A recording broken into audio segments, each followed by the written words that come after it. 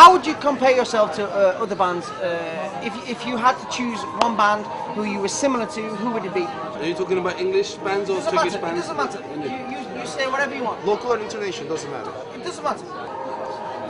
What we are is Talking Heads. Talking Heads is our closest. Okay, it's enough. Emma, No Aaron, problem. who would you compare yourself to? Well, MGMT, I guess. Okay, MGMTV. Who? Don't you know MGMT? No idea. What kind of a Brit are you? One who's living in Turkey with one foot in touch to the outside world. Who do you want me to be? Okay, maybe the Stooges, because of their Stooges. maybe because of their independent ideas and expecting themselves to the society. And moving on to your third album, there was a physical release at the Bronx, but not a public release. There seems to be some kind of delay. What's going on with the album?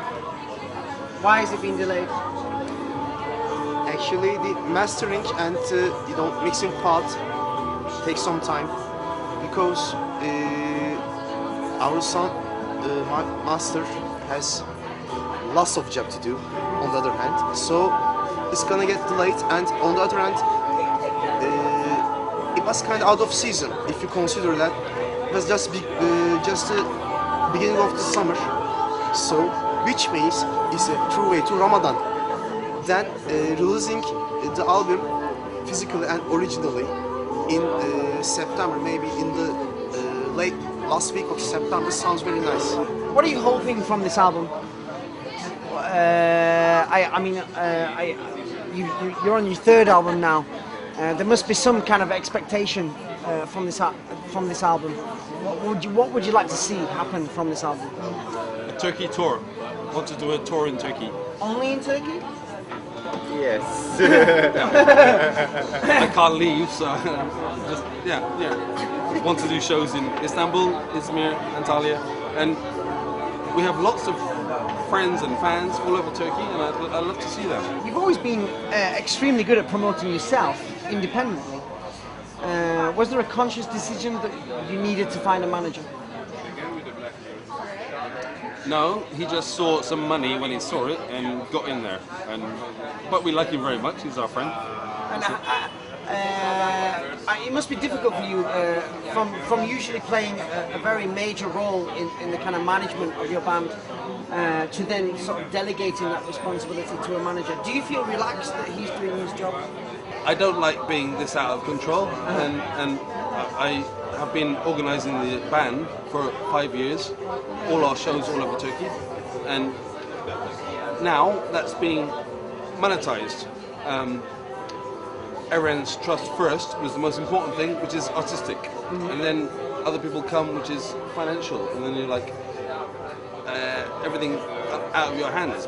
And I tried to help all the time that I can, and when you can't do anything anymore, you're like you're stuck. There's nothing you can do. I kind of disagree with him in some points of view, because actually he knows what he's doing, and on the other hand, that's why we are staying passive in this season of the summer.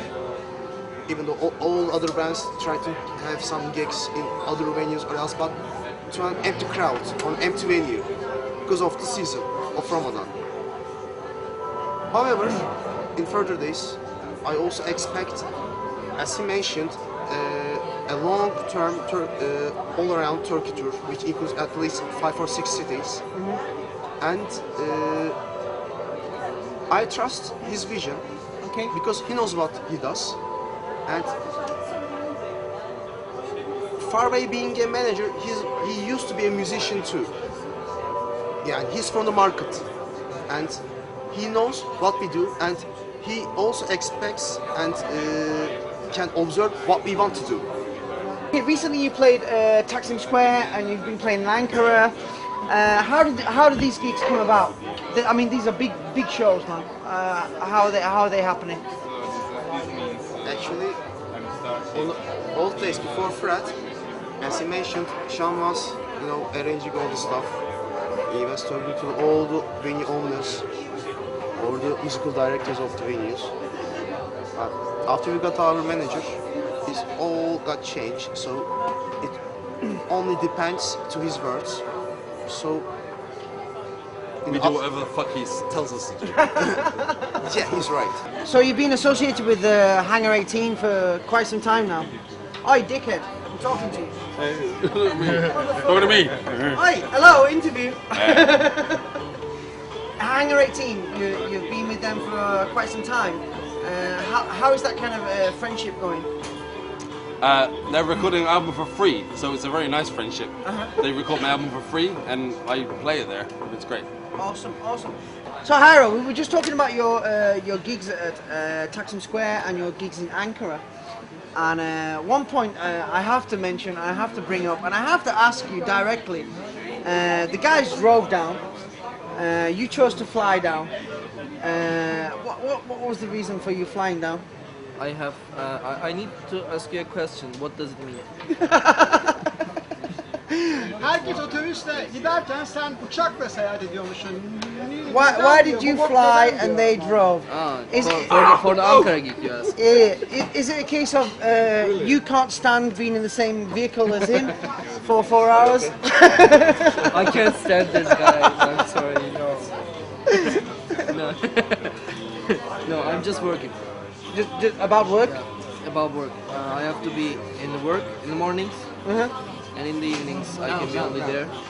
You're obviously all working. You're all doing different things. Ed Harcourt. You did something with him recently. Tell us about that. Ed Harcourt came to Babylon, Istanbul's best club, last November, and I organised that show. And I did a song with him, and he's a wonderful guy, and we hang out all day together, and it was a really nice day. And How did you get that kind of appointment? Facebook. Through Facebook. I just contacted him on there, and he heard about me from Facebook, and I heard about him, and I already knew him, of course, and then we bonded, and then I said, would you like to do a show here? They'd really like you here, and I just put him in touch with the organizer of Babylon, and there they were. And I believe you're doing something with John Grant in November. Again, the same procedure, is it? Yeah. John Grant won the Mojo Music Award for the best album last year, and he's coming out in November this year. He's also Ed's contact and my friend too, and gay bastard, but a wonderful gay bastard. Sean, your favourite song from the new album? I hear there's a war on. I'm very excited about that now. But I write all of them, so I'm excited about all of them. Right? I love all of them. Of course. Happenstance, of course. Which one? Happenstance, You which like I that told one? you. Yeah. I listened to that with you. Okay. Hyro? I have problems with lyrics. He has naming problems. I have naming problems. Since about 2.5 years, let's say 3 years, I don't know the names of the songs. He doesn't. He doesn't know the lyrics to the songs, you don't know the name of the songs. That's how we get on the stage sometimes. Where are we, Harrow? I don't know. Okay, to each of you, where do you see Sean Parker in the next 12 months? We'll start with you, Hyro. After doing the process and in the concert, we are going to see what's going to happen. But if you ask us what is going to happen, What would you like to happen? yeah, I would like to happen. Do Okay. lots of concerts in big venues for lots of people. This is all what we care about actually. There's no more record industry. There's no more anything. There's no more Sean Parker band. There's So no where more do you see anything. yourself in 12 months, Sean? Dead, hopefully, and otherwise probably in Istanbul. Actually, we accomplished most of our goals than we ever What are expected. your goals? For example, playing to more huge crowds and implement our understanding of music to the others more than we could ever accomplish in the past. Çok daha iyi yerlerde. Eğer konserler devam ederse, eğer biz devam edersek ve önümüze hiçbir problem çıkmazsa o zaman biz daha iyi yerlerde oluruz. Buna inanıyorum. Important gigs in more noticeable venues, and especially after releasing the album, more significant and valuable results for us. That's what I expect for the next 12 months about SPB. Well, thank you very much. This was Indiestanbul Part 6 with Sean Parker Band. I hope you enjoyed it as much as I didn't. See us again for, I'm hoping, Pishabanji in Part 7. Bye-bye.